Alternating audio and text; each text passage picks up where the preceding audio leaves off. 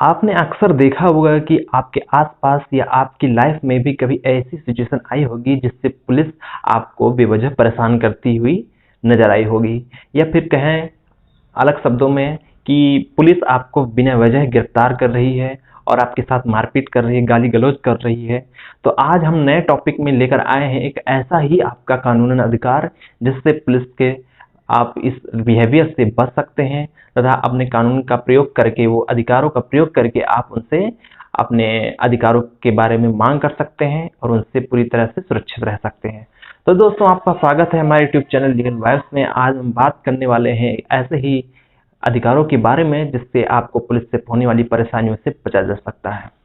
तो दोस्तों, हम आगे बढ़ते हुए बात करते हैं कि पुलिस आपको बिना वजह से गिरफ्तार कर रही है। तो भारतीय संविधान में बताया गया है कि अनुच्छेद 20, 21 और 22 में, जो कि एक मौलिक अधिकार अनुच्छेद कहलाता है, उसमें आपके मौलिक अधिकारों का वर्णन किया गया है और बताया गया है कि पुलिस आपको बेवजह गिरफ्तार नहीं कर सकती है, या फिर कहें अलग शब्दों में कि बेवजह परेशान नहीं कर सकती है। अगर आपने कोई अपराध नहीं किया है और कोई अपराध आपके बगल में या फिर आस पड़ोस में कारित हुआ है, पुलिस आपको बेवजह परेशान कर रही है, तो अपने कानून का अधिकार का प्रयोग करके आप उससे मुक्ति पा सकते हैं। इसमें आगे देखा गया है कि पुलिस अगर आपको बेवजह गिरफ्तार कर रही है तो सीआरपीसी के सेक्शन 50 में सब सेक्शन 1 में बताया गया है कि पुलिस आपको बेवजह गिरफ्तार नहीं कर सकती है। अगर पुलिस आपको गिरफ्तार कर रही है तो उसको एक रीजन देना होगा और उसका ब्यौरा देना होगा कि पुलिस आपको किस जुर्म में और किस धारा के तहत आपको गिरफ्तार कर रही है। अगर हम दूसरे नंबर पर बात करते हैं तो इसमें बताया गया है सेक्शन 41B में अरेस्ट मेमो आपको देना होता है वहां पे, और अगर आपको गिरफ्तार कर रही है तो वहां पर उसको अरेस्ट मेमो बनाना होता है ऑन स्पॉट। उसमें अगर पुलिस ऑफिसर जो आपको गिरफ्तार कर रहा है उसका सिग्नेचर होता है, उसके बाद में आप जो जिसको गिरफ्तार कर रही है उसका सिग्नेचर होता है, उसके बाद में आता है कि जो अगर गवाही कोई दे रहा है, प्रत्यक्षदर्शी एक ऐसा व्यक्ति होना चाहिए जिसके समक्ष उस व्यक्ति को आप गिरफ्तार कर रहे हैं। इस मेमो में इतनी सारी बातें होती हैं, इन सारी बातों को आप उसमें दर्ज करते हैं और ये एक प्रूफ होता है कि हाँ, मैं उन्हें गिरफ्तार कर रहा हूँ। ये पुलिस अधिकारी का कार्य होता है। अगर वो ऐसा नहीं कर रहा है तो उसकी डिमांड आप कर सकते हैं। इसके आगे बात करते हैं कि सीआरपीसी के सेक्शन 54 में बताया गया है पुलिस आपको गिरफ्तार करने के बाद सीधे मेडिकल कराना होता है पुलिस को। अगर वह मेडिकल नहीं कराता है तो आप उसकी डिमांड कर सकते हैं, और अगर उस टाइम भी नहीं कराता है वो मेडिकल पुलिस अगर, तो आप वहां पर जब मजिस्ट्रेट को समक्ष आपको प्रस्तुत करती है वो पुलिस, तो आप वहां मजिस्ट्रेट के सामने डिमांड कर सकते हैं कि पुलिस ने मेरा मेडिकल नहीं कराया है। उसके बाद मजिस्ट्रेट एक ऑर्डर देता है कि पुलिस को आपका मेडिकल कराना चाहिए। ठीक है। उसके बाद बात आती है कि सीआरपीसी के सेक्शन 57 में बताया गया है कि पुलिस अगर आपको गिरफ्तार करती है तो 24 घंटे से ज्यादा वो आपको गिरफ्तार नहीं कर सकती है। अगर 24 घंटे से वो ज्यादा गिरफ्तार करती है तो इसमें बताया गया है सेक्शन 56 में कि अगर आपको 24 घंटे से ज्यादा हिरासत में रखना चाहती है तो मजिस्ट्रेट के सामने उसको प्रस्तुत करना होगा 24 घंटे के अंदर, और उसके बाद मजिस्ट्रेट से एक अनुमति लेकर ही पुलिस रिमांड में वो आपको रख सकती है, नहीं तो उसको सीधे आपको जेल भेजना होता है। यह सीआरपीसी में दिए गए प्रावधान है आपको, जिससे पुलिस से बच सकते हैं। अब आगे बात करते हैं तो 41D में बताया गया है सीआरपीसी के कि आप अपने अधिकारों का प्रयोग करके एक वकील की मांग कर सकते हैं। पुरानी फिल्मों में आपने देखा होगा, आजकल फिल्मों में तो ऐसा कोई सीन आता नहीं है लव स्टोरी के अलावा।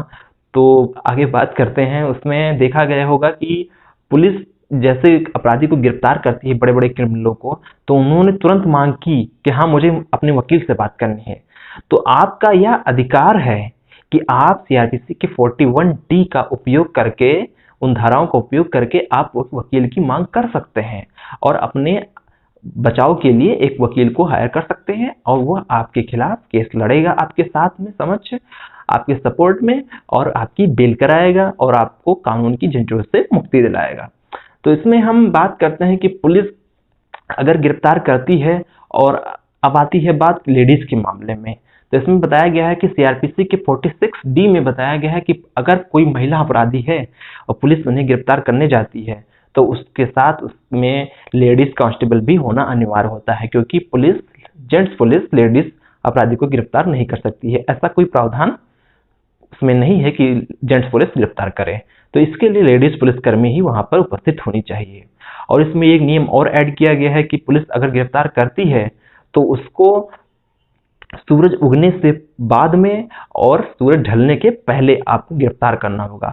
अगर सूरज उगने से पूर्व गिरफ्तार करती है और सूरज ढलने के बाद में गिरफ्तार कर सकती है तो ये कानूनन में ऐसा कुछ उल्लेख नहीं किया गया है कि आप उन्हें गिरफ्तार कर सकें। ये कानून का गलत उपयोग कहा जाएगा। तो आप इसकी डिमांड कर सकते हैं। अगर रात हो गई है, पुलिस आपको गिरफ्तार करने आ रही है, अब आप एक महिला अपराधी हैं, तो आप इसकी डिमांड कर सकते हैं कि कानून में ऐसा कोई नियम नहीं है जिसमें आप मुझे इस टाइम रात में गिरफ्तार कर सकें।